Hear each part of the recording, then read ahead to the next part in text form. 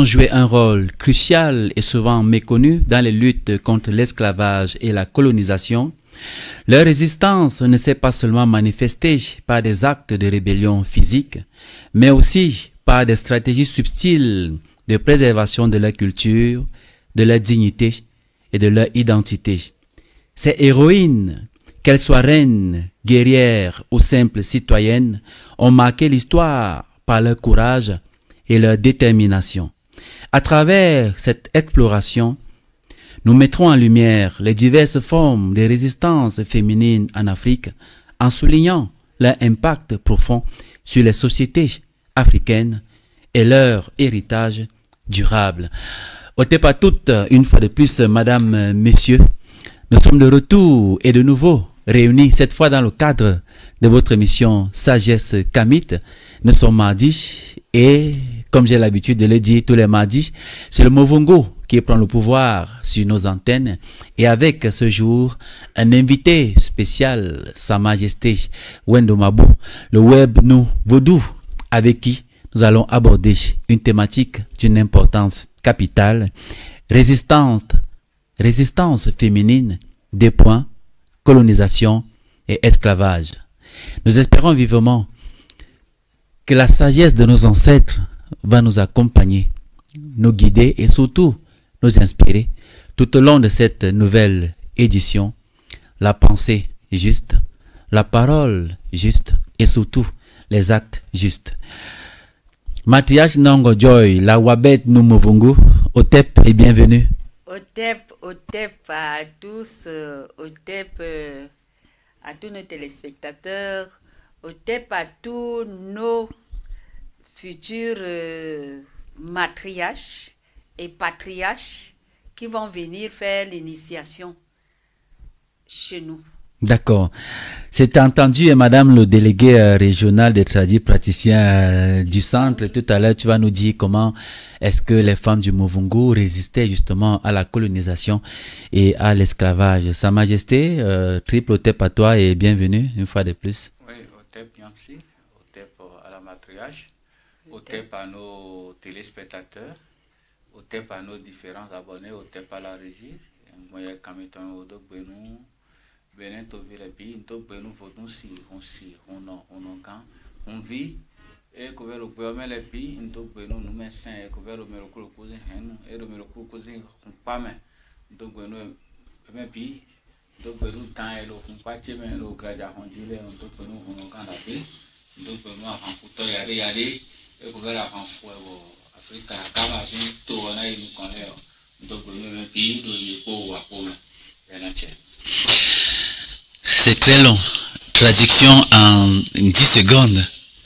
Bon, j'ai juste adressé mes salutations à d'abord à tous les frères de combat et à toutes les divinités que nous avons dans les confréries initiatiques de l'Afrique, dans les couvents, dans les maisons de tous les Africains et aussi à nos ancêtres méritants bien sûr. Et je profite également d'implorer leur grâce afin qu'ils nous accordent la sagesse durant cette émission. Voilà. J'étais retenu dans cette émission à cause de la thématique parce que en tant que Béninois, le Bénin a une histoire concernant justement les Amazones résistantes. Et tu es la personne la mieux placée ici, n'est-ce pas, pour nous parler justement de cette résistance-là. Oui, bien sûr. Et avant de parler précisément des Amazones, il faut aussi savoir définir le rôle de la femme. Parce que dans un temps, la femme a été chosifiée, la femme a été réduite à néant, la femme est devenue ce terre qui doit rester à la maison, s'occuper des travaux domestiques, faire la cuisine pour l'homme et que l'homme mange. Et c'est arrivé parce que, à un moment donné, après la chute, quand l'Afrique n'était plus assise sur sa vision du monde, ils ont transformé. Au départ, notre société était beaucoup plus basée sur le système matriarcal. c'était la femme qui avait le pouvoir, c'était la femme qui initiait. La belle preuve, nos pharaons, c'était la femme qui couronnait les pharaons. D'accord, c'est vrai qu'on n'est pas encore entré dans le vif du sujet. Tu vas nous planter le décor. Avant de venir. D'accord, parce qu'on va prendre justement une transition avant d'entrer dans le vif du sujet. Ok, bon, on prend d'abord la transition en profondeur. Voilà, d'accord. Je voulais partir de l'ancien temps pour venir vers les Amazones. Justement, tu auras le temps de bien développer, et la matriarche aussi qui va nous dire en substance ce que c'est que la femme dans cette époque traditionnelle, puisqu'on dit que la femme n'était que là pour accoucher, n'était que là pour faire des enfants et tout. Tu vas nous dire donc qui est la femme, comment a vécu la femme avant d'avoir le courage et les armes nécessaires pour résister face à la puissante colonisation et même l'esclavage. Donc nous prenons rapidement cette bande d'annonces en guise de transition et je vous retrouve juste derrière pour entrer dans le vif du sujet. À tout de suite.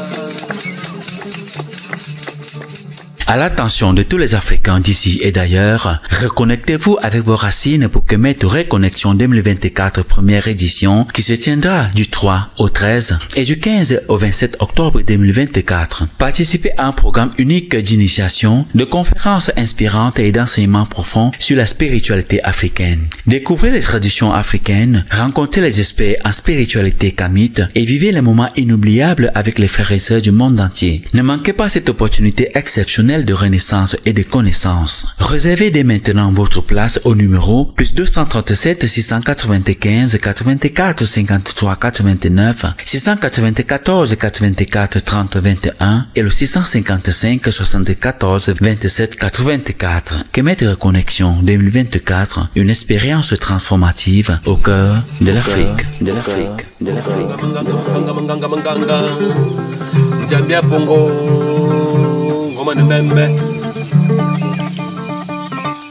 Banzi makomanga ngabo kai.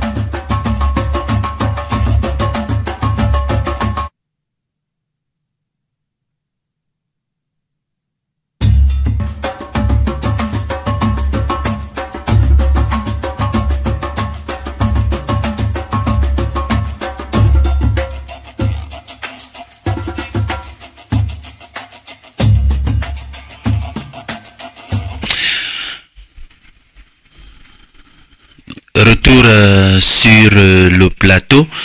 Alors matriarche, comme je disais tantôt dans mes propos introductifs, alors à l'époque traditionnelle de nos ancêtres, quel était le rôle de la femme dans notre société comparativement à aujourd'hui, où on considère la femme, on la relègue toujours au second plan, on la considère comme le sexe faible, on la considère comme celle-là qui ne peut pas faire certains travaux qui, soi-disant, sont réservés aux hommes. Alors, à cette époque-là, quel était le rôle de la femme? Bien qu'elle accouchait, bien qu'elle faisait à manger à la maison, mais est-ce que son rôle se limitait à ça? Ou alors elle était un peu plus ouverte dans la société, dans la communauté? Oui, c'est une bonne question par rapport au monde d'aujourd'hui.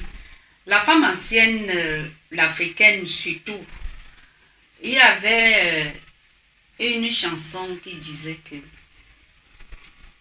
la femme est le tonnerre. Tu peux chanter, hein? Donc, il y a une chanson qu'on chantait, disons, quand tu grandis, que tu pars en mariage, on te dit ceci. Nyang bayaye, nsang bayaye, bengi ne bakana maongo mamba, nyang bayaye mbamba, bambari kinga, ikinga, iso weni ten bengi. Cela veut dire que la femme, c'est le tonnerre. Et le beng, il y a un arbre qu'on appelle beng. Donc, c'est un arbre qui est beau. Cela veut dire que même si ça fait les branches, d'une certaine façon très beau là. Tu vas admirer l'arbre, mais tu ne sais pas pourquoi. C'est ça qu'on appelle l'arbre là qu'on appelle beng. Et cet arbre là, on dit que la femme, comme elle est le tonnerre, elle vient se mettre en bas de la racine de ce beng, de cet arbre beng.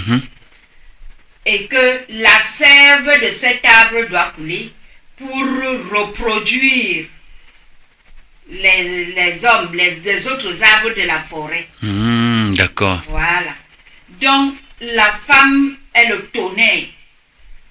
Cela veut dire que la femme ne s'arrêtait pas à si bref chemin. Donc, il y a aussi le tonnerre gronde, hein? Le tonnerre gronde. On les appelle aussi, dans une autre langue béti, les Sibomna. Un de ces patriarches, au Kalitoga a appelé les femmes Sibomna. Sibomna, cela veut dire que ils envahissent toute la terre. Comme elle est le tonnerre, elle envahit toute la terre. Et ça, c'est la femme africaine. Alors, ces femmes anciennes n'ont pas dormi. Si elles avaient dormi, si elles avaient affaibli, comme on les appelle, les sexes faibles, les femmes ne connaissent rien. Et tout ce qu'on peut dire sur la femme. La femme, par contre, a toujours sorti quelque chose que même ce qu'on appelle le mauvais s'assoit souvent pour prendre la note. Oui. Donc si une femme est mauvaise, elle sort ce que Dieu veut. Parce que ce qu'on dit souvent, ce que femme veut, Dieu le veut. Dieu le veut. Cela veut dire qu'elle a sorti ce qui est bon. C'est les femmes qui sont choisies pour la reproduction de la terre avec les hommes. Donc les accoucheuses des nations. Des nations. C'est la femme qui est l'accoucheuse de la nation. C'est la femme qui forme, qui accouche toutes les idées qui puissent construire la terre, surtout la femme africaine. Donc c'est-à-dire elle est le socle sur lequel on s'appuyait pour bâtir une famille, une communauté, une dynastie, un empire, etc. Et par ricochet de l'humanité. Oui. Et l'homme a parce que chez nous, dans la tradition, si tu vois un homme avec le bâton que les patriarches tiennent là, c'est qu'il a déjà construit son village, il a déjà construit sa maison, il a une femme. Et elle a des enfants. Et elle a des enfants. Alors aujourd'hui, on trouve les patriarches qui ont les bâtons ambulants en route, qui n'ont même pas encore créé un village, qui n'ont pas encore construit, qui n'a même pas le tonnerre là où il s'assoit dessus. Donc, parfois, on dit que c'est l'homme qui s'assoit sur le tonnerre. Chez nous, dans certaines traditions, dans la tradition, quand la femme trouve que le tonnerre est tombé quelque part, elle appelle l'homme. C'est l'homme qui lance d'abord la flèche à le tonnerre afin que la femme ne prenne. C'est la nature. Tu ne peux pas aller prendre seul le tonnerre, non. C'est l'homme qui pointe d'abord le tonnerre et tu prends. Il anéantit d'abord le pouvoir du tonnerre. Oui. Et puis la femme maintenant peut récupérer. La femme maintenant peut récupérer. Donc ces deux choses, ces deux humains dans la nature sont incontournables. Incontournables. Que aujourd'hui là, on dit les femmes se marient entre elles et les hommes se marient entre eux. Nous, on ne connaît pas ça dans le Muvungu. Donc la femme ancienne, c'est cela que la colonisation a fait que le pouvoir de la femme soit tabou. Avec ces mots, sexe faible, tout ce qu'on pouvait dire, prostituée. Alors que les maris, on appelle la femme africaine prostituée, les maris qui étaient destinés à ces femmes sont condamnés en tant que prêtres à Rome. Parce que chaque Africain devait avoir au moins 10 femmes. 10. Ils ont dit que si quelqu'un est polygamie, il ne part pas à l'église. Il est excommunié d'abord de la société. Les polygames, c'est ce que les colons sont venus faire pour limiter la reproduction de l'homme africain. Mais le drame veut que... Laissez-moi de continuer. Vas-y, Mathias. Le drame veut que récemment, je vois à la télévision, pendant que je fais mes travaux, je passais au salon, je vois à la télévision, ils font la sensibilisation maintenant aux États-Unis pour la reproduction humaine. Il faut que les gens accouchent beaucoup. Pourquoi? Alors qu'en Afrique, on a dit espacement des naissances. Donc, ces hommes qui sont aujourd'hui là, pour que quelqu'un se sente homme, il faut qu'il prenne au moins 5 femmes. Oui, comme par exemple vous, monsieur Niams. Ah, si c'est toi, Mathias, qui le dit, je au moins 10 femmes. J'accepte volontiers si c'est toi qui le dis. Ouais. Mais quand tu as une seule femme, la colonisation va toujours t'emporter dans ses règles. Oui, la polygamie, monogamie, polygamie. Et puisque quand tu pars à l'église, on dit que c'est là-bas, ce n'est que la monogamie. Ce n'est que la monogamie. Là-bas, il n'y a pas de polygamie à l'église. Voilà. Alors que on disait que pour que tu deviennes patriarche, il faut que tu fasses asseoir tes 9 femmes. 9, hein. Celui qui ne pouvait pas, peut-être qu'il est veuf ou qu'il a été limité, on te laissait à 7 femmes. Oui, tu mets au moins 7. Là alors, on te donne le trône du patriarcat. Donc, il y a ce problème. La femme est très forte. La femme est très forte. Ça, c'est sans doute. Il ne faut pas dire que la femme est sexe faible. C'est la femme qui fonde l'armée en Afrique. L'Europe est seulement venue copier l'armée. Bien sûr. Ils sont venus copier. C'est la femme qui fonde l'armée. Que quand c'était déjà très dur, ils ont dit à leurs fils des campements que former un groupe pour aller combattre. Parce qu'à l'époque, on avait la guerre des lions qui venaient envahir les villages. Et il fallait combattre les lions. Donc, il fallait faire les fétiches pour distraire les lions et les flèches pour les tuer. D'accord, Mathias. On va venir tout à l'heure sur les techniques, n'est-ce pas, de résistance de ces femmes-là vis-à-vis de contre l'esclavage et contre la colonisation. Alors tout à l'heure, tu étais en train de développer par rapport au rôle de la femme, mais quand on se rend compte quand même dans la société de tout le poids que la femme a, c'est elle qui accouche, c'est elle qui va au champ, c'est elle qui lave les habits, c'est elle qui lave les assiettes. Le soir, il faut encore assumer son devoir conjugal. Mais on ne peut pas quand même tenir le discours selon lequel la femme est le sexe faible. Tu es en train de développer justement là-dessus par rapport au rôle de... Et la femme est devenue le sexe faible à partir de quand? Il n'y a pas longtemps, si on doit suivre l'histoire. Je disais à l'entame qu'au départ, que la société en Afrique était basée sur le système matriarcal et que c'était la femme qui initiait les grands prêtres et les grandes sorties spirituelles, c'était la femme qui s'en occupait. Mais jusqu'à ce jour... Voilà, justement, j'allais faire une parenthèse pour... Voilà, pour demander si... C'était la femme qui initiait même le pharaon, le tout suprême de l'époque.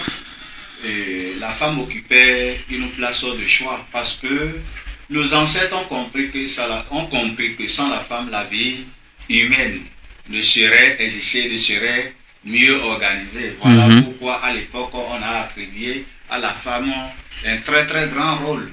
Mais depuis même l'époque pharaonique, on a connu les femmes qui sont des femmes pharaons. Comme Hatshepsut, par exemple. Néfertiti et Cléopâtre, il y a beaucoup, on a connu des femmes pharaons. Et aujourd'hui, maintenant, vous allez voir, rares sont ces royaumes qui mettent les femmes au pouvoir central. La femme est là pour s'occuper de la corvée royale. La femme est là dans les traditions beaucoup plus patriarcales et pour servir le roi, servir le prince. Même si on parle de reine, la reine est là pour s'occuper du roi. Quand je dis, bon, pas reine, quand on parle de la princesse, elle est là pour s'occuper du roi, s'occuper des princes, s'occuper des touches, en tout cas des petits trucs du royaume. C'était pas en fait ça. Avant, la femme, c'était la femme qui détenait la plus grande sagesse en ce qui concerne les consultations au niveau du royaume, au niveau de la tradition. Et maintenant, sur le plan de la procréation, sur le plan de la fabrication de l'être humain, parce que la procréation, je peux dire que la femme qui détient, comment on appelle ça, ce que les maçons utilisent pour faire les papins, les briques, le moule. La femme qui détenait le moule, qui fabriquait, qui façonnait les humains.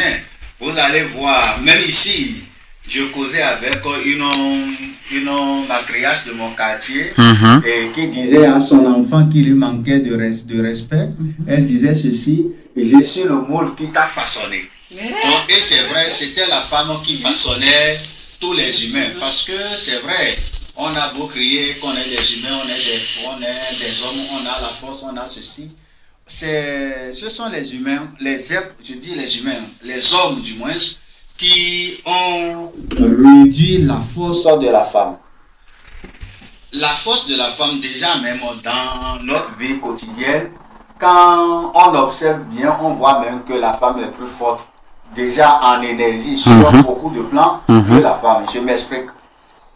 Je prends les sociétés dans lesquelles où l'activité est beaucoup plus basée sur les travaux champêtres. La femme se réveille avant son homme. Elle fait le ménage, elle fait tout, elle prépare. La nourriture qu'on va manger au champ, la femme prépare ça, la femme fait tout. Si elle a des enfants, elle doit s'occuper des enfants. Si elle a des bébés, le bébé est au dos. Elle part, c'est elle qui porte tous les instruments avec lesquels on doit travailler au champ. Elle part au champ, elle fait le même travail que l'homme. L'homme, des fois, la paresse, l'homme prend la machette, dit qu'il part chercher le gibier. Pendant ce temps, il part se balader. Pendant ce temps, la femme est en train de travailler.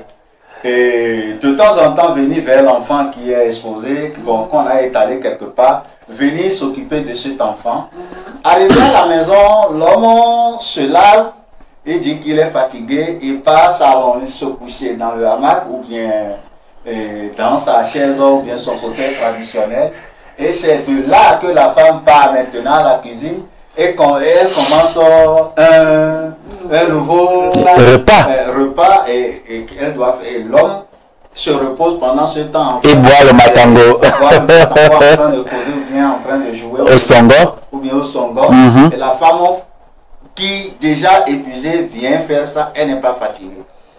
Et le lendemain, il faudrait qu'elle soit la première. Bon, ça c'est en griffe.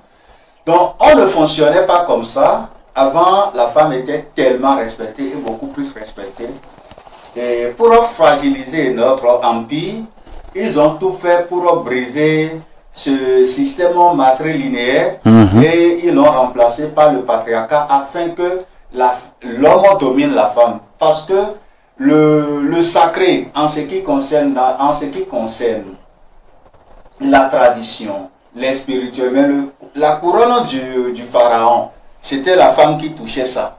Pour la toute, quand c'est déjà érigé, c'est déjà fabriqué, c'est déjà consacré. Ça entrait dans les mains de la femme pour que la femme couronne le pharaon. Et dans beaucoup de royaumes qui sont restés soudés à la tradition matrilinéaire, c'est toujours la femme qui... Jusqu'à ce jour. Jusqu'à ce jour, c'est toujours la femme qui initie. Donc, comme ils ont vu, bon, c'est même d'ailleurs à partir de ça qu'on associe même la terre. La terre qui constitue la matrice. la matrice de tout ce qui existe. C'est que la mère nourricière de tout ce qui existe, de tout ce qu'on peut voir. C'est la terre.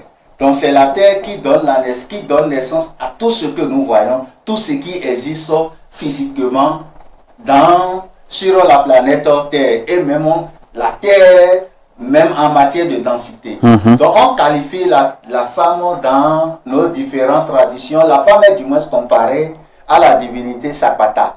Sapata qui est la matrice de tout ce qui est visible, de tout ce qui est créatif sur la planète. Vous voyez un peu. Et quand on dépasse même la Terre, on part même dans l'univers, dans le macrocosme, les autres matières denses sont toujours considérées comme Sapata. Donc, la femme, sur le plan spirituel, est même déjà une divinité. Et pour te dire, dans un secret, pas même un secret, pour faire, comment dirais-je, une confidence en ce qui concerne les mystères, le mystère de la sorcellerie, de la vraie sorcellerie, je ne parle pas de la petite sorcellerie dont certaines personnes maléfiques, négatives, pour manger les gens, je ne parle pas de ça. Donc la science même de cette magie, c'est la femme qui l'a inventée. La femme qui l'a inventée depuis l'époque pharaonique à partir d'une petite observation. Quelle observation? La femme a commencé par assembler les ingrédients pour préparer la nourriture. Quand la femme prend la tomate, les oignons, le piment, l'huile et tout, les épices, pour préparer, elle sort une nourriture qui a de goût.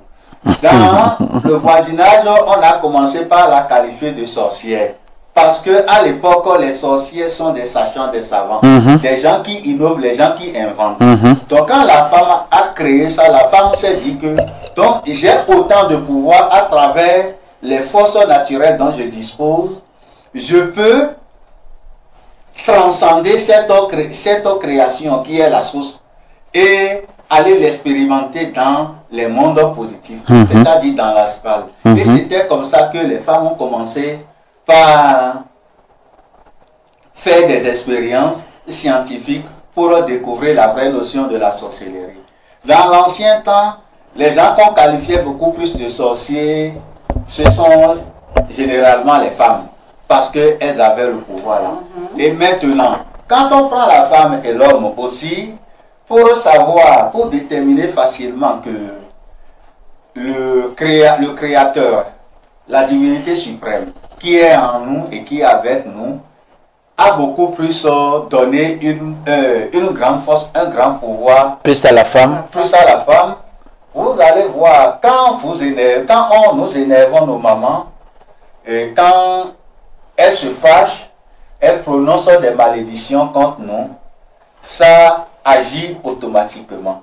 Alors que pour le père, il fallait que le papa aille croquer les écorces à l'école pour que sa langue puisse voilà,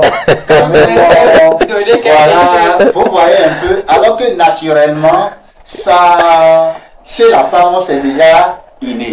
Vous allez même voir que quand la femme consciente qui veut prier pour ses enfants, pour son mari, et chaque matin pendant sa toilette intime, pendant qu'elle est en train de faire sa toilette intime, elle formule les vœux à l'endroit de son mari. Toi ou mon mari, cette sortie sera pour toi un succès. Voilà, donc tu vas pouvoir accomplir ce pourquoi tu es sorti et tout. Ça se réalise dans la vie de son mari. Deuxième chose, l'enfant qui est dans le ventre de sa mère, de la femme, la coucheuse des nations, comme la matriarche vient de le dire, à partir du 3e mois, quand la maman pose sa main, la main d'appel, c'est que la main qui part généralement faire la toilette intime. La main là, la maman pose ça sur son nombril et commence par formuler les vœux. Dit que je voudrais que demain tu sois médecin. Que sur ton parcours professionnel, que tu sois ceci, que tu sois cela. Il n'y a pas question que l'enfant ne devienne ça. Est-ce que c'est n'importe quelle femme qui peut le dire? C'est-à-dire si beaucoup de nos sœurs, mamans et autres qui sont enceintes et qui suivent cette émission disent qu'à partir de demain, je vais prendre la main avec laquelle je lave mon sexe le matin, mon vagin le matin, et poser sur le nombril et faire des vœux. Oui, là il faut faire attention. Parce que en voulant il faut parler, d'abord passer à la Oui. source pour qu'on t'excuse Oui. vraiment Mais- avant de poser la main. Voilà ta Ok, autorité oui, spirituelle. D'accord, mais aussi, d'accord, c'est je parlais- entendu. Je parlais de la femme africaine. La femme Là, il parle africaine, en bref. la femme africaine, c'est cette femme, quand on dit femme africaine, la femme du Kama, c'est cette femme qui vit en harmonie avec les lois mahathiques. C'est cette D'accord. femme qui pratique la tradition de ces... Et qui respecte les lois de la Les nature. lois de la nature. D'accord. Donc une femme qui peut-être est de teint noir et qui est dans les religions et autres ne peut pas transmettre ce pouvoir parce que elle-même n'est pas collée à la lumière, à l'énergie qu'elle doit envoyer pour pouvoir façonner l'enfant pour son devenir dans le ventre. Elle n'a pas d'habileté pour, elle n'a pas les compétences nécessaires pour le faire. D'accord, je Mais comprends. néanmoins, peu importe l'appartenance, c'est quand même bien pour que la femme bénisse de temps en temps Son enfant dans le ventre. dans le ventre, bénisse son mari, même à travers la toilette intime, parce qu'on le dit que des fois, il y a une grâce. La nature a donné cette grâce aux femmes. C'est que la femme est comme le feu. Et comme la matriarche vient de le dire, la femme est considérée comme la faute, le tonnerre, qui est la divinité du feu cosmique. Donc la femme est le feu. Et il n'y a pas de bougie de mauvaise qualité. Il n'y a pas de bois de mauvaise qualité en matière du feu. Le feu donne toujours le feu. Le feu. Même si la bougie est rouge et noire, les considérations qu'on donne aux couleurs des bougies, la couleur du feu reste la même. Donc, peu importe son appartenance naturellement, elle est dotée de certaines Faculté. facultés, de certains dons qu'elle peut facilement transmettre. Mais seulement que ça a des différentes portées vibratoires. D'accord. Comme la matriarche vient De le dire. Maintenant, la femme, par un autre exemple, comme je dis que la femme, déjà à partir de 3 mois de la grossesse, peut déjà orienter le devenir de l'enfant. La femme qui le fait, c'est bien, on le fait avec les meilleures intentions. Pourquoi? Souvent dans les foyers polygamiques, la femme peut, beaucoup de femmes le faisaient d'ailleurs, elles venaient poser leurs mains sur le nombril en disant que mon enfant soit et que l'enfant de l'autre ne soit pas. C'est que tu envoies même ces bénédictions Là-bas. Donc en voulant bénir, il faut bénir tous les enfants. Il ne faut pas bénir. Puisque cette bénédiction à la fin te revienne. Voilà. D'accord. Aimer l'autre plus que l'autre. C'est pour dire que naturellement, sur le plan spirituel, la femme est dotée de beaucoup de pouvoir. Et un petit exemple, quand l'enfant qui fait le hockey sans arrêt, l'enfant qui fait le hockey sans arrêt, et ça ne s'arrête pas, que l'homme prenne un habit. Avant on utilisait les couches de l'enfant, mais au jour d'aujourd'hui on peut tirer quelques fils de l'habit que l'enfant a porté ou bien le pagnon qui a servi à envelopper l'enfant. L'enfant qui fait le hockey sans arrêt, donc tirer ça, donner ça au père et qu'il pose ça sur son nombril et au niveau du fontanelle. Aller-retour 1, 2, 1, 2, 7 fois. Ça ne va pas s'arrêter. Alors que quand c'est la maman qui prend et qui fait 1, 2, 1, 2, 1, 2, 7 fois et pose le reste au dernier geste sur la fontanelle de l'enfant. J'allais justement m'étonner que l'homme fait ça et ça marche, parce que moi je voyais ma mère avec mes petits frères. À chaque fois que l'enfant faisait le hockey, elle prenait la serviette qu'on avait emballé l'enfant avec, elle tirait un truc, elle mettait sur le fontanelle. Quelques secondes après, quand c'est l'homme qui fait, même s'il fait 19 fois. Il y a aussi une deuxième technique qui montre toujours que la femme a la main spirituelle sur la créature humaine, parce que c'est la femme qui accouche. Quand l'enfant fait toujours le hockey, la maman prend le majeur, ça entre dans les selles, elle hume l'odeur, elle pose sur la fontanelle de l'enfant. C'est-à-dire elle met le doigt dans son aisselle à elle. À elle. Elle fait humer à l'enfant. Ou bien elle fait ça à l'enfant. 1, 2, 3. Ça s'arrête automatiquement. Donc, ça c'est prouvé. L'autre chose aussi est que l'enfant qui met le piment sur les yeux et ça pique. Quand c'est le père qui prend les pieds de l'enfant et trempe dans l'eau, ça pique encore exagérément l'enfant. Maintenant, quand c'est la maman qui prend les deux pieds de l'enfant et trempe ça dans l'eau simple, le piment qui chauffe fort, les yeux de l'enfant s'arrêtent, les piqûres et les picotements s'arrêtent en même temps.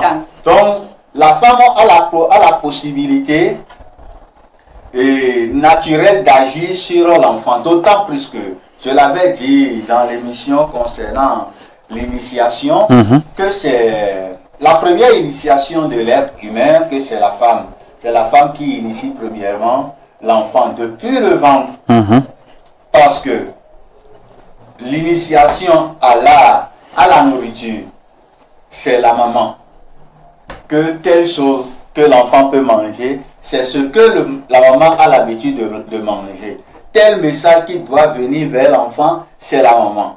Quand nous venons au monde, généralement les personnes que nous aimons beaucoup, ce sont nos mamans. C'est quand ils ont renversé les choses et que l'homme a pris le dessus et commencé à porter le nom des parents, des papas. Sinon la société dans l'ancien temps était purement matrilinéaire. C'était on vivait sur le système matriarcal. Et comme c'était ça, en fait, la force, notre force à l'époque en Afrique, pour nous réduire après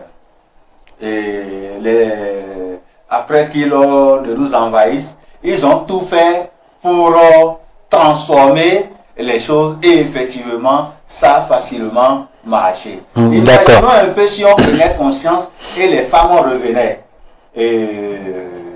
au pouvoir comme dans l'ancien temps, ou bien pas au pouvoir, les femmes reprenaient leur place comme dans l'ancien temps. L'Afrique va encore prendre sa force. Non, ça se fera. Maintenant, ça me fait aussi tellement... Ça se fera. Ça me fait mal de voir certaines femmes s'aligner en criant, en disant que ils veulent l'égalité, de quoi... L'égalité de sexe, tout ça, oui. L'égalité de sexe. Ça, c'est se rabaisser. Parce que la nature t'a donné d'abord même un de plus que l'homme. Ce pouvoir que tu as. À force de vouloir demander à être comme l'homme, c'est que tu es en train de te rabaisser. Demande plutôt à compléter l'homme.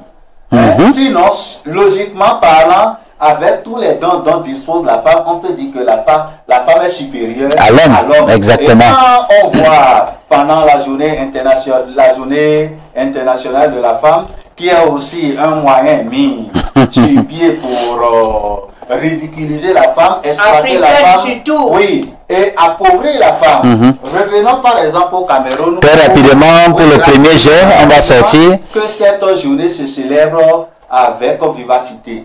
La femme africaine, la femme camerounaise qui n'a pas un grand pouvoir financier, cotise toute une année. Peut-être difficilement, elle fait l'épargne de 100 000, 130 000. Vous voyez que l'épargne, nos mamans qui font le petit commerce et qui entrent dans les cotisations de 10 000 francs le mois, par exemple, qui aiment beaucoup, va cotiser 100 000 ou bien 120 000. Et qui part acheter le pain du 8 mars. Les chaussures. Regardez le prix du pain, les chaussures, les cils, la coiffure, les faux cils, les éventails qu'on met sur les huiles, le sac. Et maintenant, quand on finit d'acheter tout ça, après la fête, d'abord, tout ce qu'on a acheté, allez faire mettre les ongles, les griffes sur les doigts. Donc, quand tu associes tout ça, ça atteint pratiquement, ou bien ça a déjà dépassé les 100 000.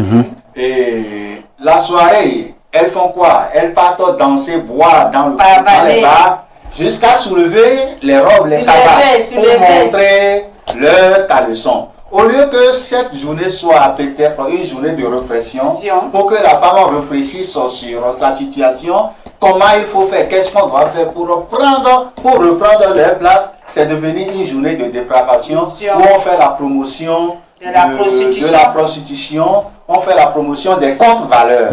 Voilà. Et c'était des choses, cette journée, quand on dit journée internationale de la femme, c'est sorti d'où? Est-ce que ça là était inscrit, cette journée était inscrite dans notre vision du monde? Les Africains ne devraient pas en réalité fêter ça. Exactement. Voilà. Pour les recettes, tu vas les garder hein, pour tous ceux qui viennent. Quand on sera autour du feu, tu vas davantage donner à tout cela. Il y a une autre aussi que j'ai appris, que quand tu es en début de panarie, tu mets ça dans le vagin de ta femme. C'est vrai, donc c'est vrai. Ok. Entrons donc dans les résistants, dans le contexte de l'esclavage et de la colonisation. Avant cette époque, le Movungu existait. Les femmes du Movungu vivaient pleinement leur spiritualité. Maintenant, quand l'esclavage est arrivé, nous savons, cet esclavage a fait beaucoup de mal aux Africains.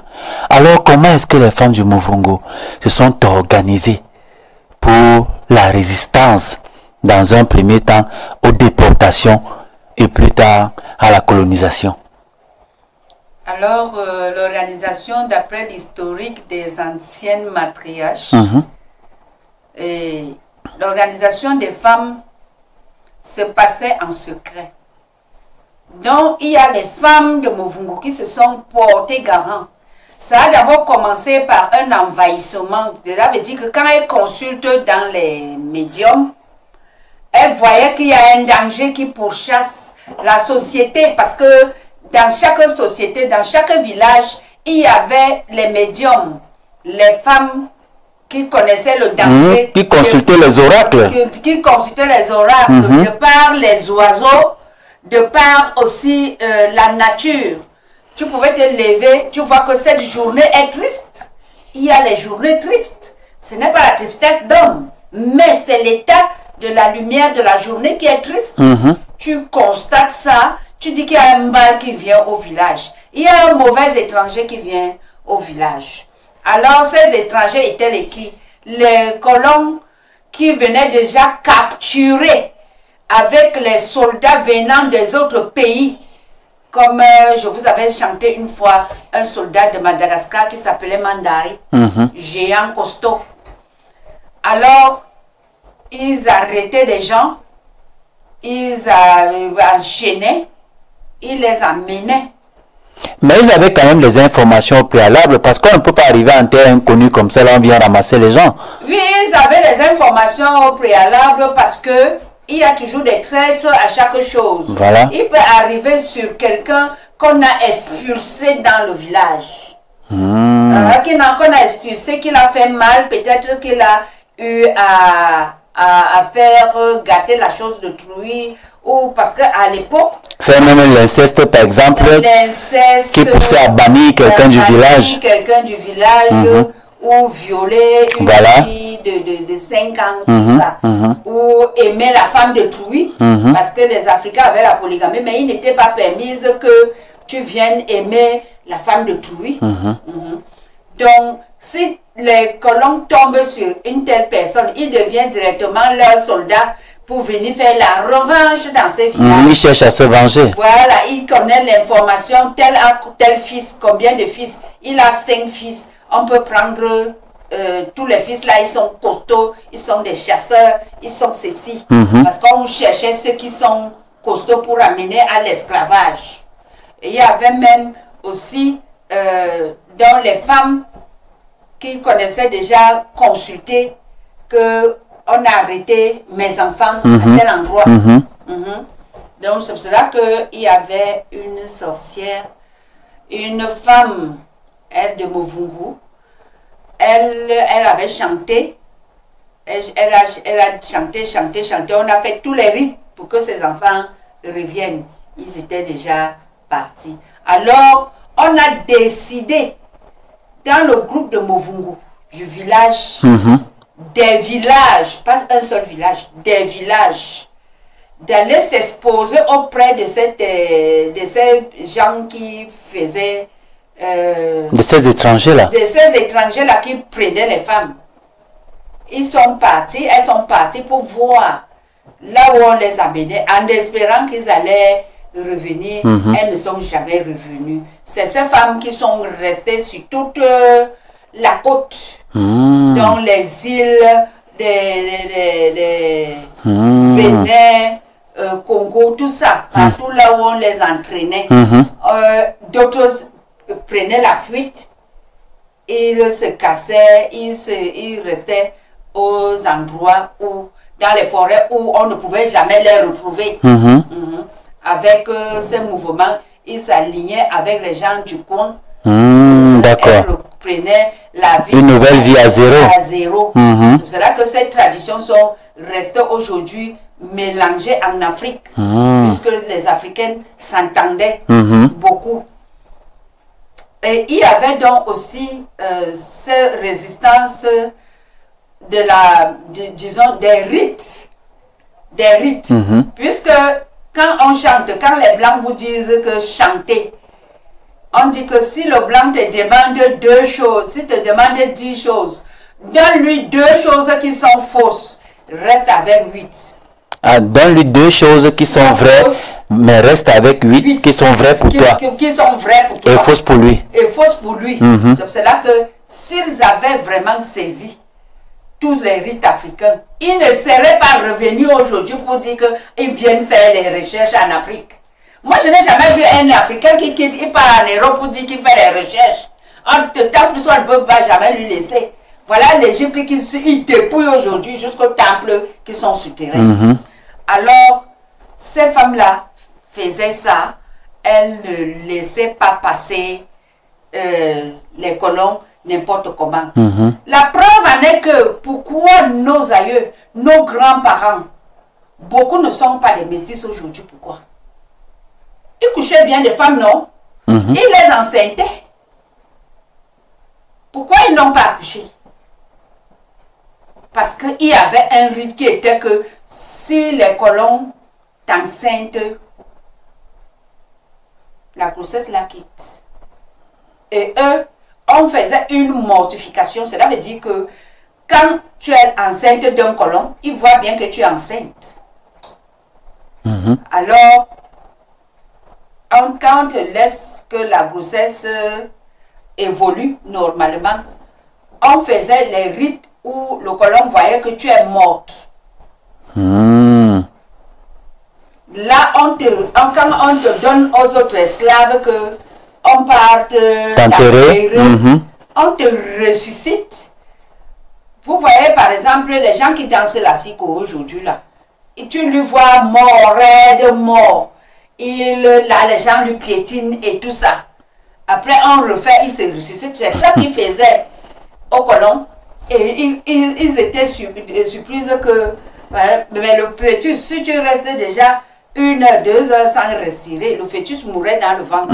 C'est ça qu'il n'y a pas eu beaucoup de métis. Pendant cette période-là. Dans cette période-là. Par contre, dans les îles, il y a eu beaucoup de métis parce qu'il fallait une reproduction express pour les travaux de l'île. Ceux qui sont à l'île Saint-Maurice et tout ça. Il y a une démographie importante pour subvenir aux besoins de l'île. Donc, c'était ça, la femme africaine ancienne. C'est elle qui a créé même tous les îles là. Avec les colons qui étaient déjà désespérés d'après les autres. Parce qu'eux-mêmes n'en fabriquaient pas trop des bateaux de secours. Donc, la femme africaine, surtout au Cameroun, la femme Movungu, on a cru la prendre en totalité, mais ça ne s'est pas passé comme ils voulaient. Les femmes Movungu sont restées. C'est nous-mêmes, avec notre culture et l'Église aujourd'hui, qu'on avait recommandé que si tu as une magie, si tu as les gris-gris, tu peux donner à l'Église. Et même jusque-là, le Vatican prenait aussi ça, il recopiait, il disait le nom de la famille, il gardait ça pour eux-mêmes. Mais aujourd'hui, ça les dérange aussi là-bas au Vatican. Ça, nous sommes sûrs. Ça les dérange. Parce que si déjà d'autres dans les musées ont eu le courage de ramener Awa en Afrique du Sud après 500 ans de momification, donc ça les dérange. Les choses les dérangent là-bas. Nous sommes sûrs que ces choses les dérangent là-bas. Alors, la femme Ovungu,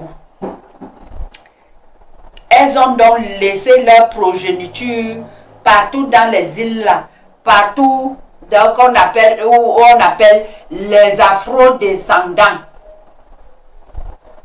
Tous les afro-descendants, que ce soit aux États-Unis, c'est les femmes Ovungu qui les avaient produits, qui les ont accouchées, générées.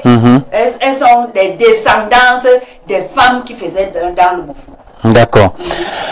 Alors, Majesté, quelles sont les figures féminines marquantes qui se sont démarquées par leur résistance contre l'esclavage et contre la colonisation?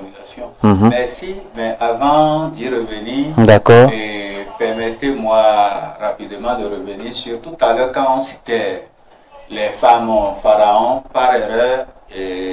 Tu as cité Cléopâtre. Cléopâtre et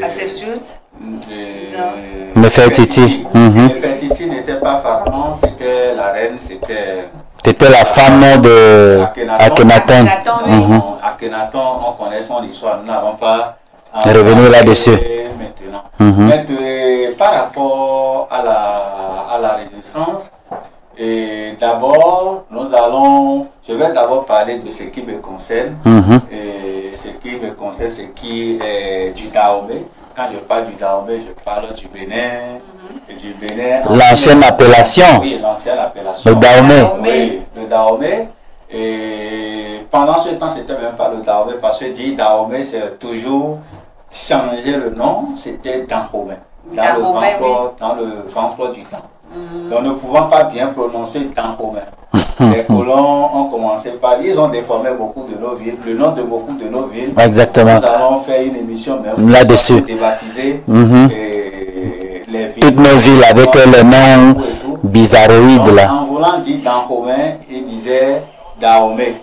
Et Dahomey, il n'y a pas... Dahomey ne se retrouve pas trop dans les langues issues culturelles du Adiatago. Alors que Dahomey, ça fait partie des langues, c'est une appellation, c'est un enfant qui veut dire dans le ventre du temps.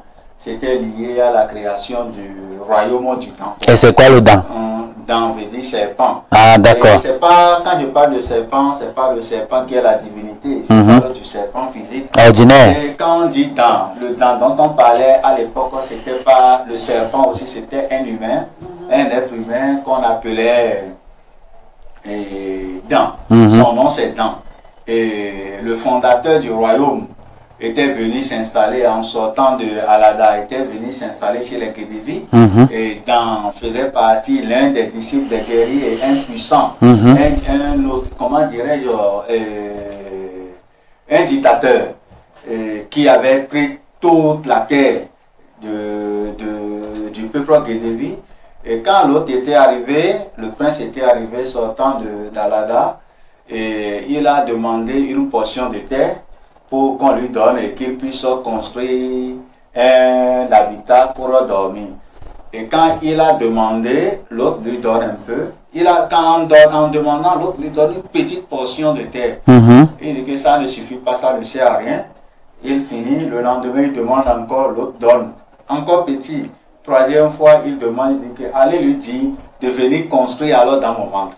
Dans celui qu'on appelait Dans. Dit que le dictateur dit que ok, allez lui dire de venir maintenant construire dans mon ventre. Et il dit que ok, allez vraiment lui dire que je viendrai construire dans son ventre. Et il était venu, le combat était affreux. Et dans ce combat, il a réussi à tuer Dans, l'homme qu'on appelait Dans. Et il a ouvert son ventre. Il a pointer le premier piquet qui doit servir de construction dans son ventre. Donc voilà, c'est pourquoi c'est devenu dans le ventre de Dent. Dahomey. Donc c'est là où le nom Dahomey est sorti. D'accord. Maintenant, en parlant beaucoup plus de la résistance, c'est vrai que depuis l'ancien temps, nos mamans, nos ancêtres femmes avaient beaucoup lutté. Mais ça a beaucoup pris d'ampleur dans l'histoire du Dahomey à partir des Amazones en ce qui concerne les résistances. Et les Amazones... On va même voir quelques images à la régie. À la régie, on va voir quelques images. Les Amazones, qui étaient les Amazones? Et il faut d'abord chercher à savoir, c'était une ethnie de femmes, un groupe de femmes qui étaient sorties des civilisations lointaines et qui étaient des femmes respectées depuis l'époque pharaonique.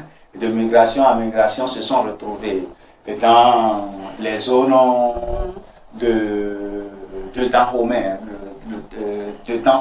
à Bomé, précisément chez les Guédévis, et on les appelait à l'époque des Minonans. Nous voyons justement l'image de ces femmes guerrières là. Des Minons, du moins des Minons. Et les Minons à l'époque étaient en fait un groupe de femmes qui s'occupaient rien que de la chasse des éléphants. Elles partaient, c'était ces femmes qui avaient le courage et le pouvoir. Et voilà un prototype d'Amazon, hein, bien bâti là. C'est bâti c'est un monument qui a vu le jour avec le gouvernement Talon, que je remercie. Ah, d'accord. En passage, nous allons revenir dessus. Et comment ça a été créé, nous allons aussi revenir dessus. D'accord. Elles ne faisaient pas la guerre, mais c'était des femmes qui étaient dotées d'une force incontournable.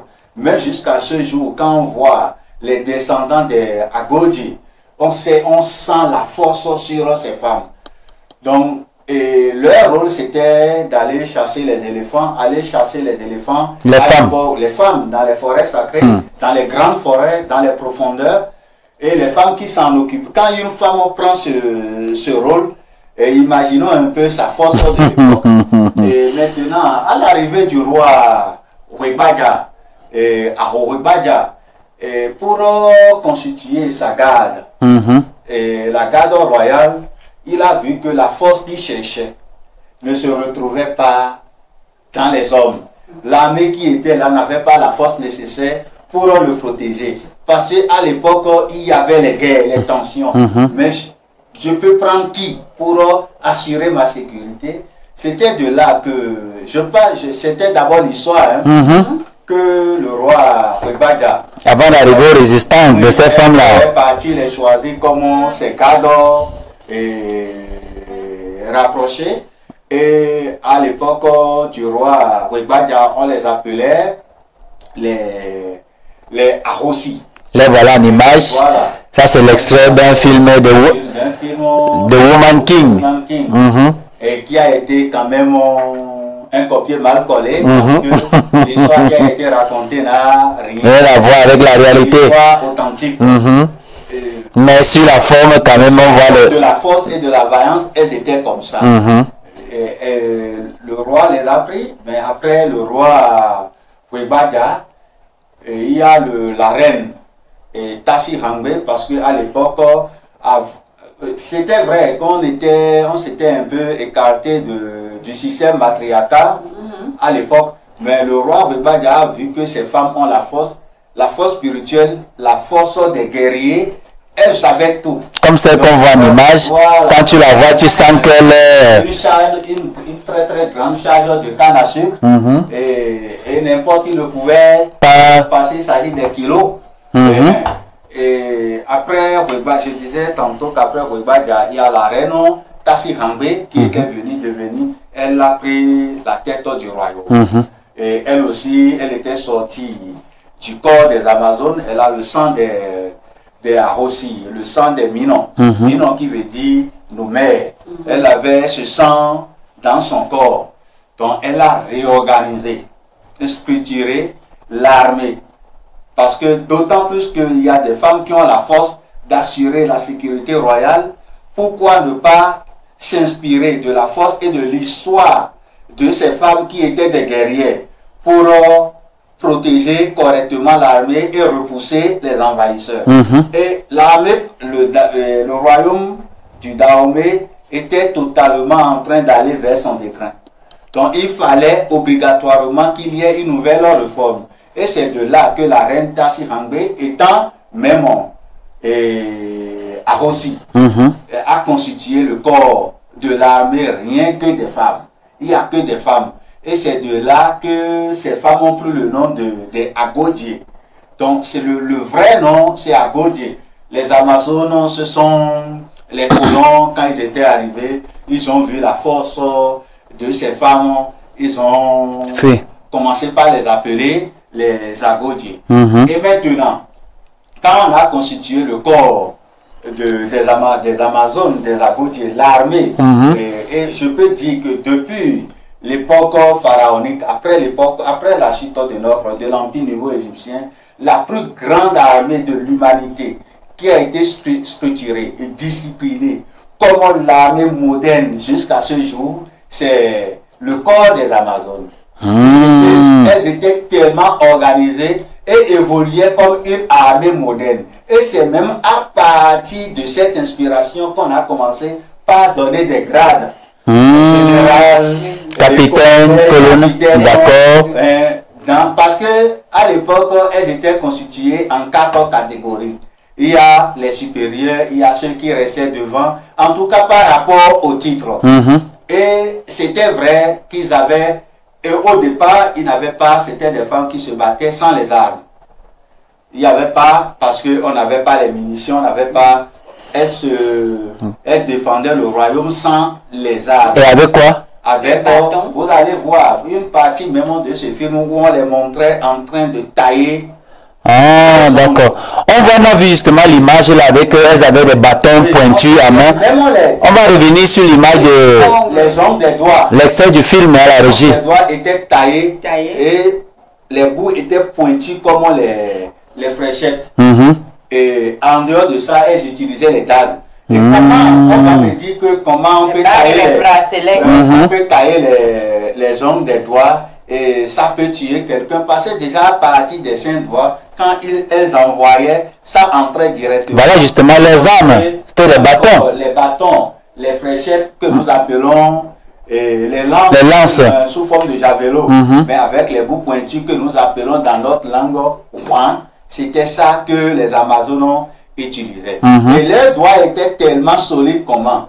Vous voyez aujourd'hui, l'expérience, on l'a prouvé scientifiquement qu'à partir de l'urine de vache ou bien du bœuf, quand tu trempes tes ongles dedans, c'est tellement plus dur plus que la pierre. Donc à l'époque, on fait l'urine de... J'entends des choses dans cette émission. Pendant leur formation militaire, trempaient leurs doigts dans l'urine de bœuf. Après quelques temps, ça devient tellement dur comme la pierre. Et là maintenant, ils ont taillé pour que tout le corps devienne une âme. Donc, à un moment donné, elles ont commencé par tailler les bois, forger le fer à partir des tosseaux pour pouvoir fabriquer des lances. Et ils ont massacré les envahisseurs qui venaient, les gens qui venaient venaient prendre le royaume d'assaut. Les Amazones avaient beaucoup lutté. Maintenant, finalement, les rois ont beaucoup plus donné, ont beaucoup plus confié l'intégrité territoriale la protection du royaume aux femmes, aux Amazones, à cause de leur force, à cause de leur organisation. Mais avec l'arrivée du roi Gezo a un peu modernisé ça. Et c'est vrai, quand Gezo a acquis les armes des colons qu'il faut tirer, il a essayé d'abord avec les hommes. Et ça n'a pas trop donné. Mais l'apprentissage a été rapide avec les Agodiés, que nous appelons Amazones. Elles maîtrisaient tout.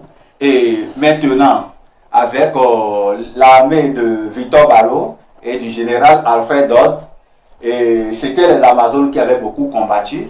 Et le pouvoir de la divinité de la guerre, qui est le dieu Grou, dont moi je suis un dieu-fils, ne répondait pas bizarrement trop dans les mains des hommes militaires. Beaucoup plus chez les femmes. Beaucoup plus dans les mains des femmes. Voilà pourquoi le roi Gezo, à l'époque, a recruté beaucoup plus de femmes dans l'armée, et on les initiait d'abord à la divinité de la guerre, et les femmes étaient dotées, les Agodji étaient dotés non seulement de la force physique, mais aussi de la force spirituelle, et étaient aussi munis des armes, et tout et tout. Et les colons ne pouvaient pas supporter quand ils avaient découvert ces femmes. Les Amazones les ont sérieusement massacrées, sauvagement massacrées. Il y avait un grand combat précisément dans la vallée et sur la route quand on passe pas. Quand il dit la vallée de l'Ouémé qui est devenue c'est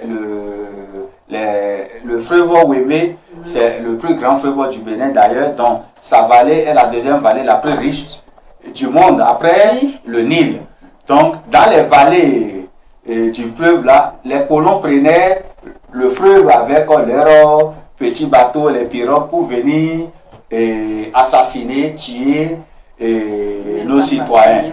Mais les Amazones ont compris, elles partaient s'aligner sur les rives en attendant l'arrivée des bateaux.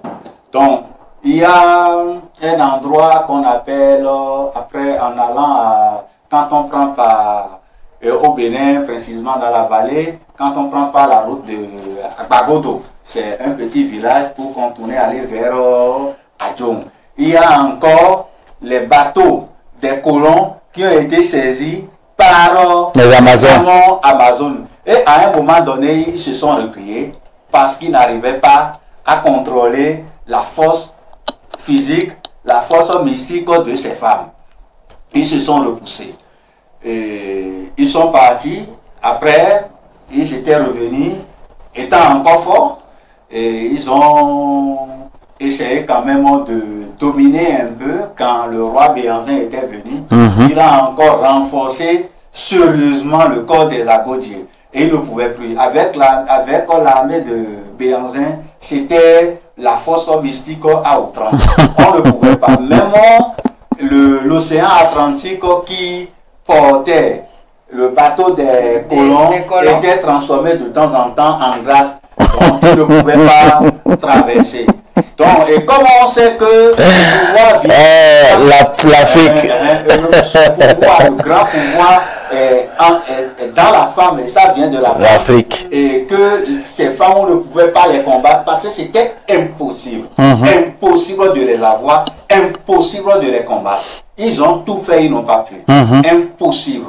Et qu'est-ce qu'ils ont fait? Les colons ont utilisé la ruse pour aller séduire la femme, une des femmes du roi Béhanzin, qui a livré le secret en disant que au lieu de tirer, si vous allez tirer sur ces gens, parce qu'on tirait et les femmes sortaient les munitions, elles crachaient à travers les dents. Avec les dents, on sortait ça, donc on ne pouvait pas. Avec les dagues bien forgées à l'époque, elles bloquaient les munitions. Donc, pour les avoir, c'était impossible. Donc, ils ont compris qu'il y avait une force mystique que personne ne pouvait livrer.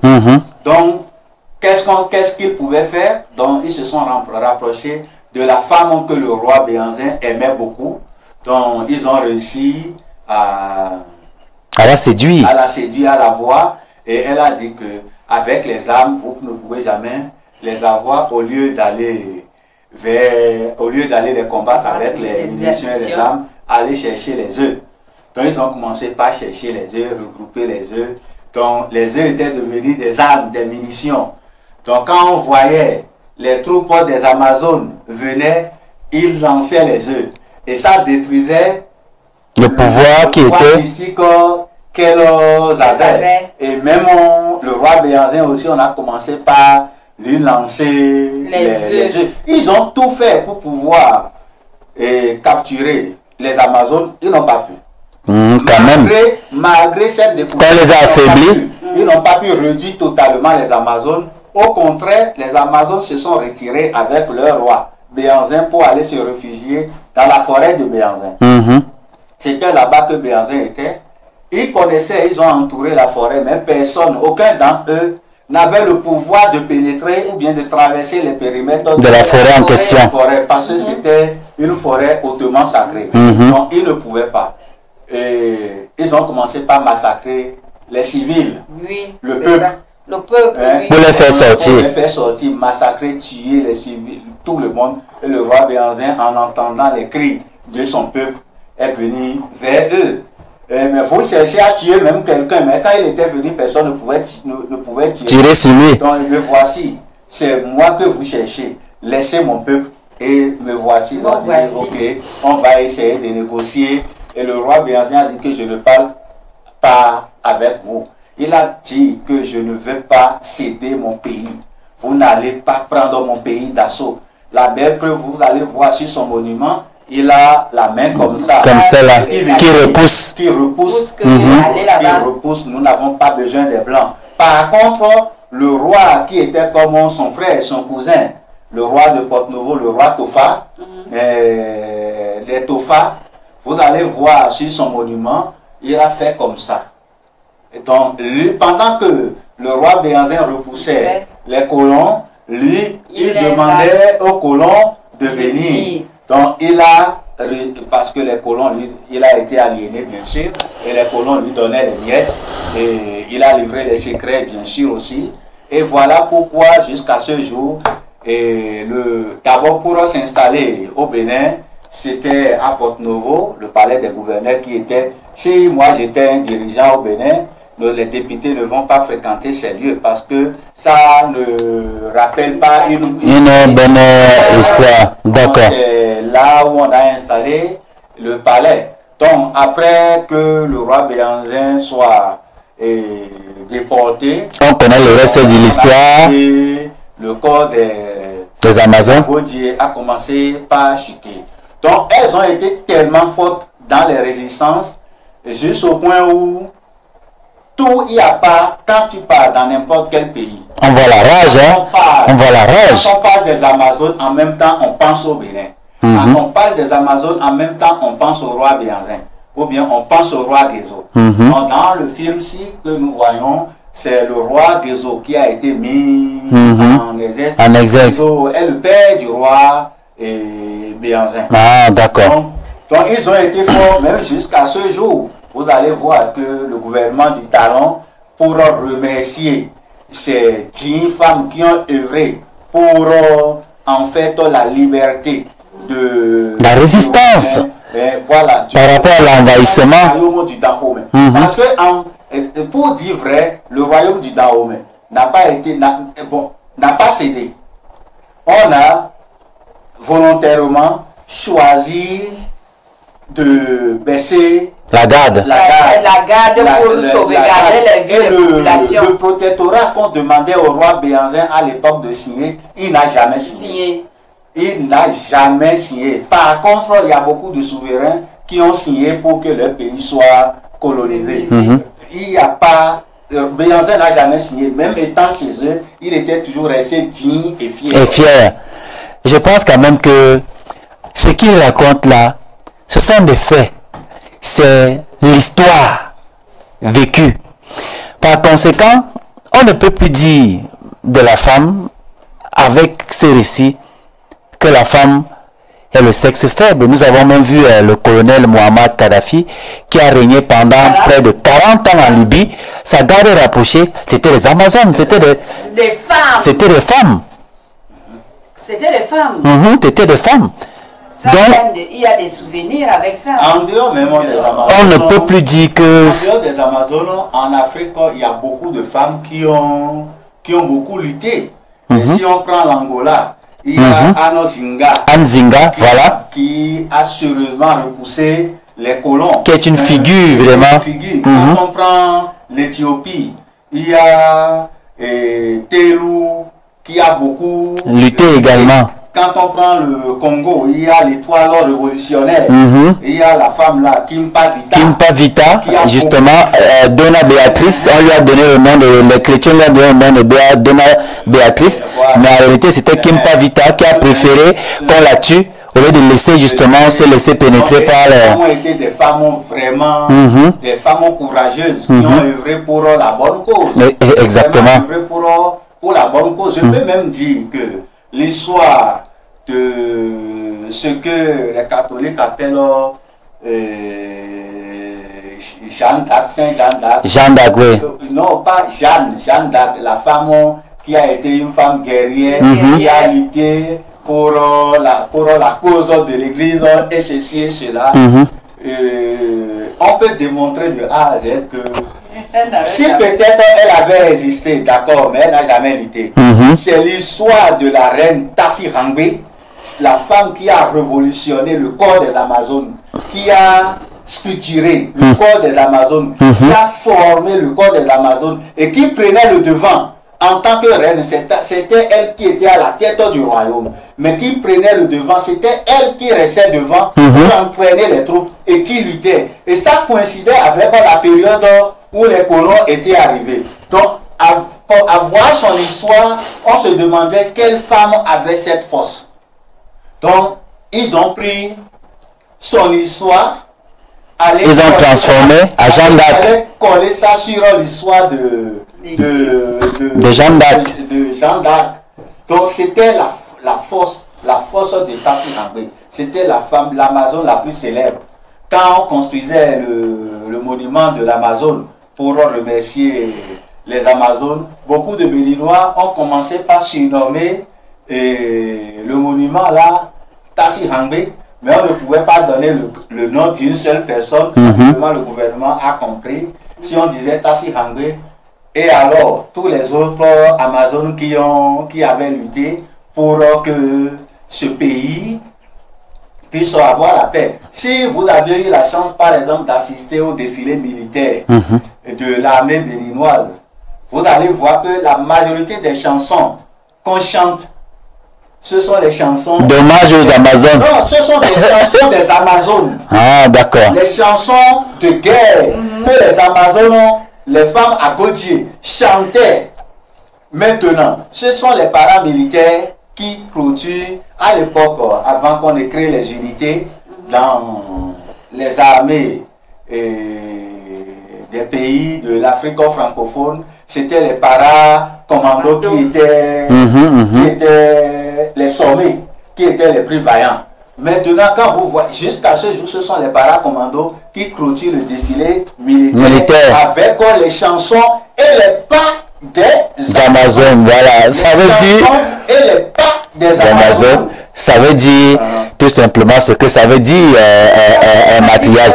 Je pense que été fondé par la femme africaine. Oui, c'est-à-dire au-delà même de l'armée, le poste de premier ministre, le poste de président de l'Assemblée nationale, le premier médecin même de l'histoire de l'humanité était une femme africaine, une femme noire. Wow. Ça, il faut le dire. Donc, on ne peut pas dire que la femme est aujourd'hui que la femme est le sexe faible qui doit rester à la maison. De l'histoire de l'humanité, c'était une femme noire égyptienne. Une femme noire égyptienne. Donc, il faut quand même dire que dans toute l'Afrique, il y a des figures marquantes qui ont résisté à l'esclavage, à la colonisation. Nous avons Nzinga de l'Angola, nous avons les Amazones du Dahomey, l'État révolutionnaire du Congo, Kimpa Vita, anciennement Donna Béatrice, un peu partout comme ça, là, les figures. C'est assez récent. Il y a des femmes qui ont déjà à partir de leur voix. Imaginons un peu Jean Benet, l'artiste Myriam Makeba utilisait sa voix et ça a beaucoup contribué. Exactement. La cause. Nous avons Winnie Mandela qui a beaucoup œuvré. Qui justement a beaucoup œuvré. Ça, ce sont des figures marquantes africaines qui ont non seulement résisté, mais qui ont combattu le bon combat, comme on le dit communément. Oui, parce que ici, on a encore en Afrique, les femmes qui combattent, mais elles sont réduitaires. Donc, d'où toutes ces forces-là restent encore tabou. Donc, c'est pourquoi quand on voit une femme colonel de gendarmerie aujourd'hui ou bien commissaire divisionnaire, ça suscite un certain comment on dit ça, étonnement. Déjà, mais une femme colonel, une femme commissaire divisionnaire, donc vous rendez compte à quel point la femme a été réduite aujourd'hui. Quand vous voyez même toutes nos administrations, quand vous voyez les sénateurs, nous en avons 100. Il y a combien de femmes? Pour ne prendre que le cas du Cameroun. Quand vous voyez l'Assemblée nationale, il y a 180 députés. Il y a combien de femmes? Mais c'est parce qu'il y a en fait, ce qui a détruit la femme, je peux dire que la Bible et le Coran ont beaucoup contribué. La Bible et le Coran ont beaucoup contribué dans la mesure où, et dans la Bible précisément, dans l'Acte des Apôtres, moi je ne cite pas les versets, il y a un verset qui dit que la femme ne doit pas ouvrir la bouche à l'assemblée, la femme ne doit pas parler. Et quand la femme a quelque chose à dire ou bien à demander pendant les enseignements, et qu'elle se rapproche de son mari, qu'elle le dise à son mari. Très bien. Et que son mari le dise aux pasteurs et autres. Et beaucoup d'églises fonctionnent aujourd'hui comme ça. Et les gens, est-ce que vous avez jamais vu dans l'église catholique qui était la première église d'ailleurs, une femme célébrait une messe? Jamais. Parce que l'église catholique a toujours fait l'apologie ou bien la promotion de ce verset. Et la femme est là pour servir. La femme est là pour être esclave de l'homme. Donc quand on nous a imposé la religion et de force nos mamans sont devenues des chrétiennes, elles ont observé ce verset et elles préfèrent se retirer des grandes décisions, des grands regroupements, des grandes assemblées, et elles laissaient la place aux hommes. Donc d'année en année, la femme ne pas se chosifier en se considérant comme l'herbe, le prix faible. Et la Bible, même à la Genèse, si j'étais une femme, moi, je ne mettrais jamais, même s'il n'y avait pas la religion, s'il n'y avait pas la tradition, la spiritualité africaine, moi, étant une femme, je ne mettrais jamais mes pieds à l'église. Parce que un document qui, déjà, dès le départ, me considère comme un démon. Est-ce qu'elles sont alors informées? La chair. C'est la femme qui a mené le péché. Et aujourd'hui, on se que le démon a facilement pénétré, manipulé pour lui donner. La Bible va même plus loin en disant que Jésus est le chef de l'homme et l'homme est le chef de la femme. Donc la femme ne peut pas arriver dans une assemblée tondue. Il faut qu'elle mette un foulard. Oh, l'homme peut aller. Donc l'homme est le chef de la femme. C'est la Bible qui le dit. Donc c'est ce document en fait qui a esclavagisé exactement. La femme.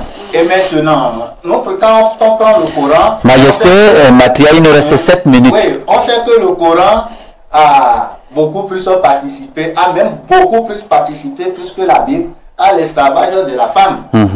Quand tu es LH ou bien tu es notable, musulman, tu as le droit de rassembler beaucoup de femmes, d'unir beaucoup de femmes afin de les utiliser comme des esclaves. Et même des esclaves sexuels, voilà. On a même vu dans leurs documents comment leur prophète a ridiculisé la femme. On ne peut pas dire la fillette. On a vu que c'est dans l'islam que... Il a épousé Aïcha, elle avait 6 ans.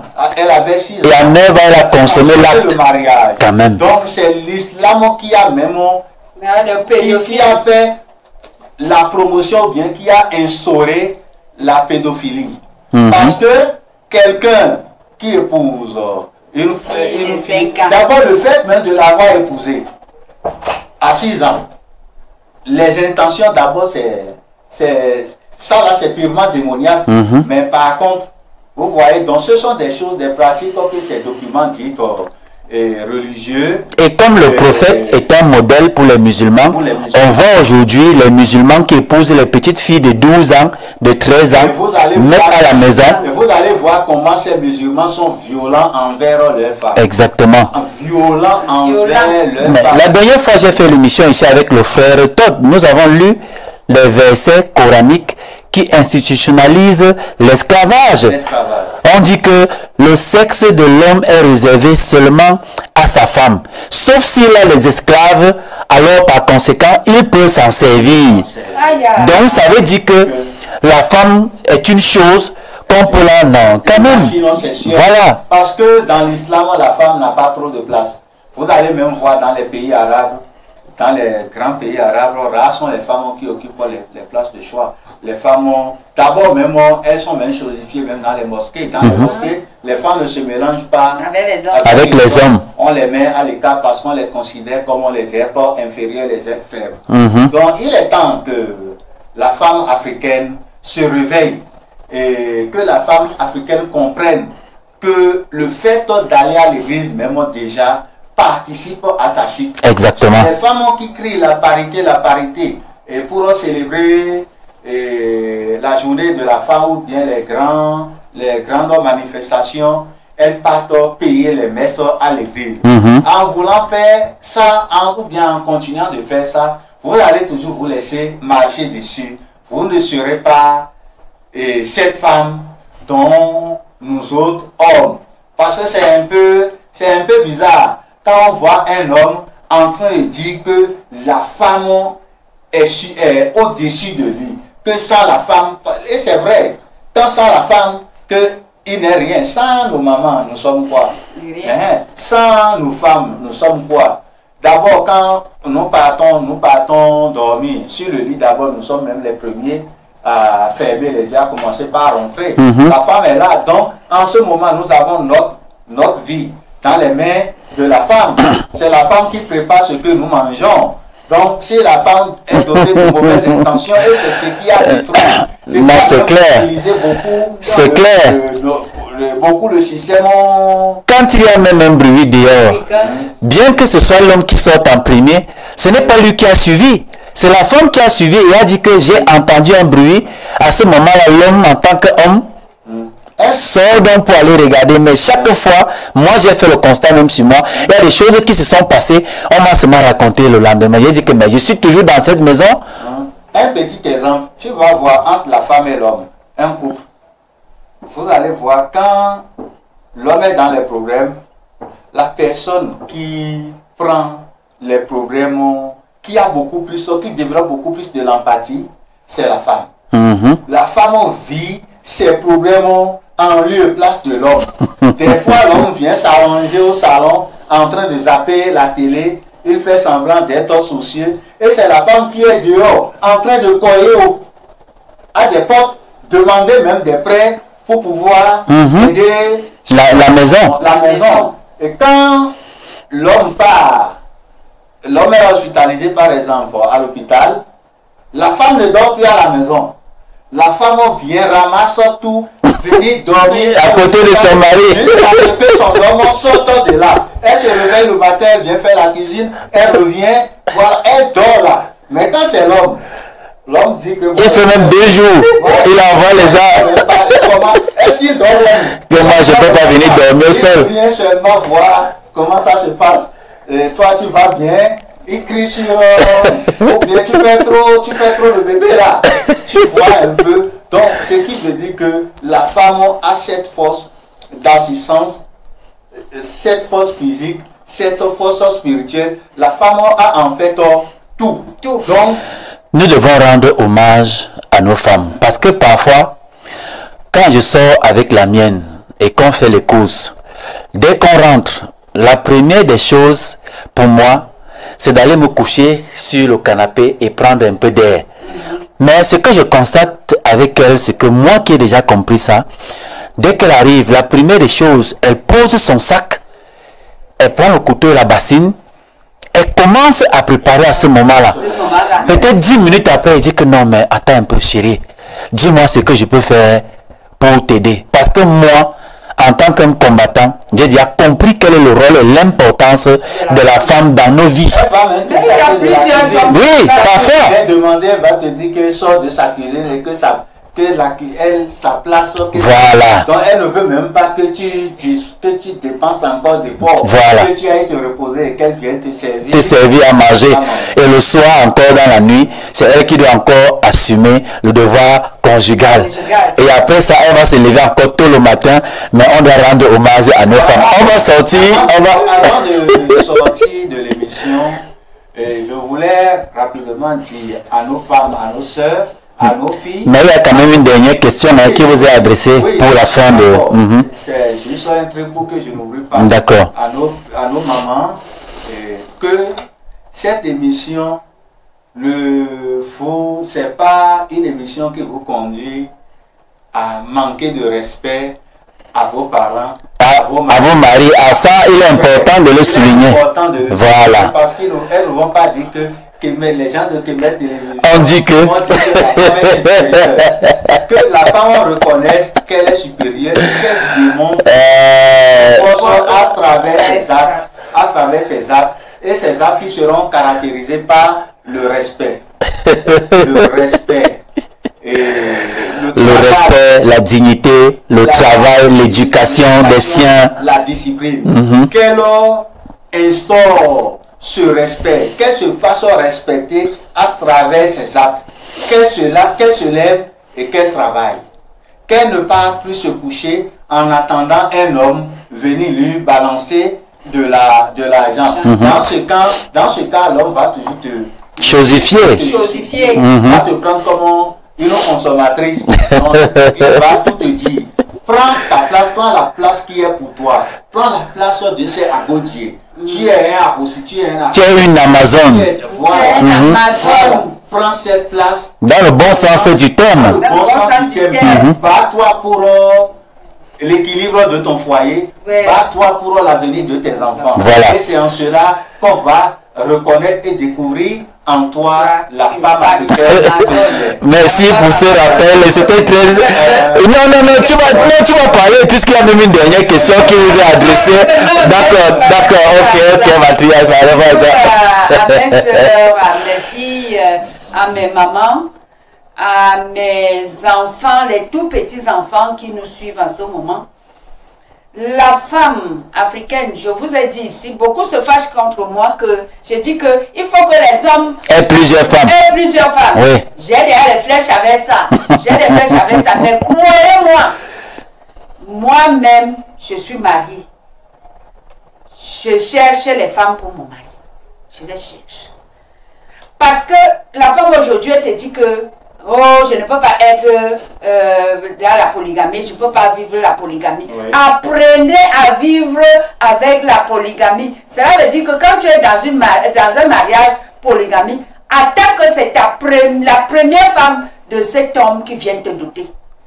L'homme ne doit pas venir te doter pour te mettre les conseils là, que je suis contre celle-là, elle ne m'écoute pas, elle est ceci, non. Viens écouter celle-là. Tu es une Amazone, tu es parti en mariage. Aujourd'hui, je vois les villages vides. Pendant que le monsieur a l'argent, il est en ville avec sa femme. Or, si ton mari avait 2 ou 3 femmes, d'autres seraient restés au village, n'est-ce pas, en train de travailler pour la famille. Voilà. D'autres seraient restés au village, toi tu es en ville. Si tu travailles, d'autres pouvaient aussi dire que, comme nous tous, nous travaillons, prenons le week-end-ci, allons dans le village de notre mari. Faisons ceci, montrons ceci, les limites de terrain à nos enfants. Comment c'est le cousin qui reste montrer les limites de terrain à tes enfants et à toi-même? Pendant que tu es la femme de ce village, apprends aussi à aller dans ton village, parler avec les ancêtres, avec les qui tu es parti te marier. Voilà. Merci mes soeurs. Merci. Comprenez-moi comme ça. C'est très important, Mathias. Tu as dit que c'est toi qui cherches les femmes à ton mari. Peut-être tu l'as dit légèrement, mais je vais appuyer en disant que justement, ton mari a d'autres femmes, même comme ça l'a chauffé, il est revenu, mais tu lui as demandé de supporter et il se bat pour supporter. Voilà, Majesté, on sort avec cette dernière question vraiment en 1 minute et 1 minute aussi pour elle. Comment ces femmes ont-elles contribué pour la préservation et la transmission des valeurs culturelles africaines malgré l'oppression de la colonisation et de l'esclavage pour sortir? Bon, d'abord, reconnaissons que la femme, elle est vraiment, la femme africaine bien sûr, elle est résistante. La femme africaine, elle est conservatrice. Et la femme africaine est beaucoup plus enseignante. Et la majorité de l'histoire, moi je me rappelle l'époque de ma grand-mère. Dans la famille dans laquelle j'ai grandi, il y avait le grand-père. Mais le grand-père ne comptait pas l'histoire. Vous allez voir dans nos ménages surtout en Afrique, les séances d'histoire après le repas, que c'est la femme, nos grands-mères, nos mères qui nous racontaient ces histoires. Donc, les secrets et tout ce que la femme africaine a appris, a gardé en elle, c'est plus facile, très facile pour la maman. Et la belle preuve, vous allez même voir, observer que dans les ménages, que les enfants sont beaucoup plus à l'aise avec leur maman que leur papa. C'est plus facile pour un enfant de se confier à sa mère que de se confier à son père. C'est vrai, aujourd'hui, il y a des enfants qui le font, mais la partie la plus dominante, c'est chez la femme. Et la femme protège, la femme conserve. Et tout ce que la femme a conservé, la femme africaine n'est pas trop, en fait, ne vit pas trop avec l'individualisme. Elle partage. Et le sens du partage avec sa progéniture, avec les gens qui l'entourent, la femme partage facilement ses secrets. Donc c'est vrai, il y a beaucoup de choses qui sont gardées dans les initiations. Et dans les initiations, mais même dans les initiations, les grands secrets, on les découvre chez les femmes. L'homme, souvent, ne conserve pas. L'homme conserve, mais pas comme la femme. Mais en matière de bibliothèque debout, c'est la femme. C'est la femme. Et quand ces secrets, ces arcanes, ces forces, tout ça là, c'est quand c'est conservé, la femme transmet ça de génération en génération. Maintenant, l'autre volet aussi, il y a le côté héréditaire et que la mère transmet facilement. Parce que quand tu as le sang des Amazones, tu as le sang des Agodiers, un homme n'est pas Agodier.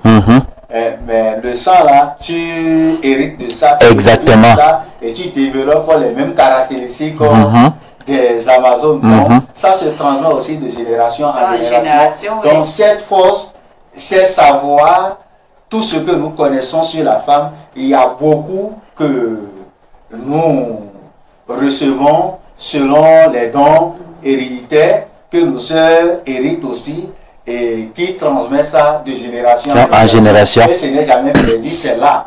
C'est là. Voilà pourquoi il faut de pareils regroupements. Voilà pourquoi il faudrait qu'il y ait des événements comme Québec Reconnexion pour partager et pour en fait montrer à nos sœurs que cette force, la force des Agodiers, est toujours il suffit simplement de prendre conscience, d'atteindre sa réalisation pour quand même l'expérimenter. Voilà.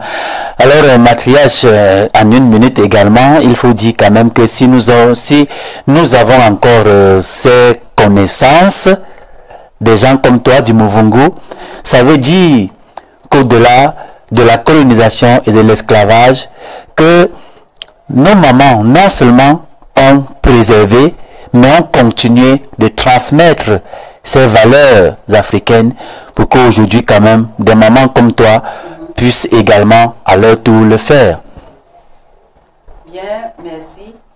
Merci déjà pour ceux qui s'engagent de venir faire cette reconnexion envers les rites ancestrales.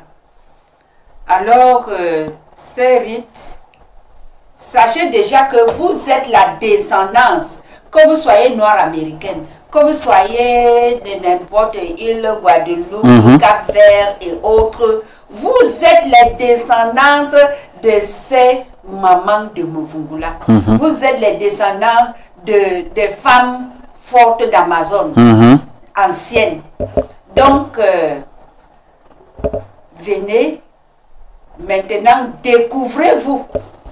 Il faut vous découvrir. Toutes les femmes, même ceux qui sont ici au Cameroun. Bien sûr. Elles doivent se faire découvrir. Mais en attendant, je vous ai dit que nous sommes déjà, disons, en manque de population. La population est très réduite. Ne croyez pas que la promiscution des villes serrées, que les colons ont émis la politique, c'est que nous sommes surpeuplés. Voilà ce qui se passe aux États-Unis aujourd'hui. On fait la sensibilisation de renaissance, de tout. Venez occuper vos forêts. Rentrez au village, vous les femmes qui restez dans les villes. C'est quelqu'un qui n'est même pas dans ta famille qui vient balayer la tombe de ton beau-père que tu dis que tu es marié dans un village, qui vient défricher la tombe de ta belle-mère. Pendant que toi-même tu es en ville, tu ne fais rien. Tu es là, tu portes les habits, tu fais les histoires à ton mari. Des femmes, elle a couché les femmes, il a fait ceci, il a fait cela. Va dépenser les énergies là où tu es marié. Vraiment, c'est grave, l'heure est grave. Les Blancs veulent une Afrique sans les Africains. Déjà, dans ce petit paramètre, commençons déjà, nous les femmes, parce que c'est nous qui formons le globe de la Terre. C'est nous qui gérons ça. Donc, mettons-nous au travail, mettons-nous ensemble pour mener à bien l'unité de la femme africaine. Merci. D'accord. En explorant les résistances féminines en Afrique durant les périodes de l'esclavage et de la colonisation, nous avons découvert les histoires de courage, de détermination et de résilience qui ont marqué l'histoire de ce continent. Les femmes africaines, à travers leurs actions visibles et invisibles, ont non seulement résisté à l'oppression, mais ont également préservé et transmis leur culture, leur identité et leur dignité. Leur héritage continue d'inspirer les luttes contemporaines pour l'égalité et la justice.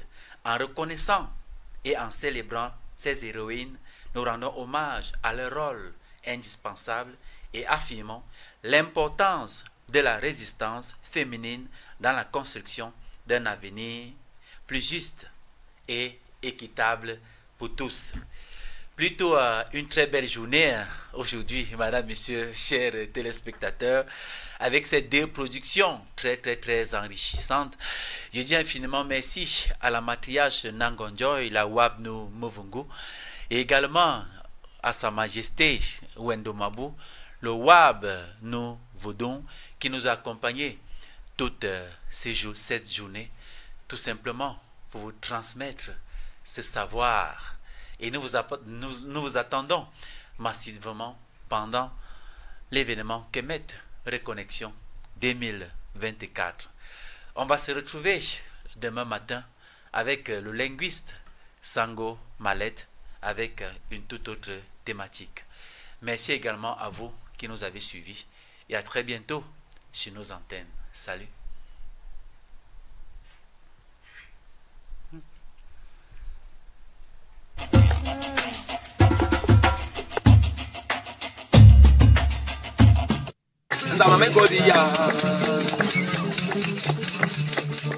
À l'attention de tous les Africains d'ici et d'ailleurs, reconnectez-vous avec vos racines pour Kemet Reconnexion 2024 première édition qui se tiendra du 3 au 13 et du 15 au 27 octobre 2024. Participez à un programme unique d'initiation, de conférences inspirantes et d'enseignements profonds sur la spiritualité africaine. Découvrez les traditions africaines, rencontrez les experts en spiritualité kamite et vivez les moments inoubliables avec les frères et sœurs du monde entier. Ne manquez pas cette opportunité exceptionnelle de renaissance et de connaissance. Réservez dès maintenant votre place au numéro +237 695 84 53 89 694 84 30 21 et le 655 74 27 84. Kemet Reconnexion 2024, une expérience transformative au cœur de l'Afrique.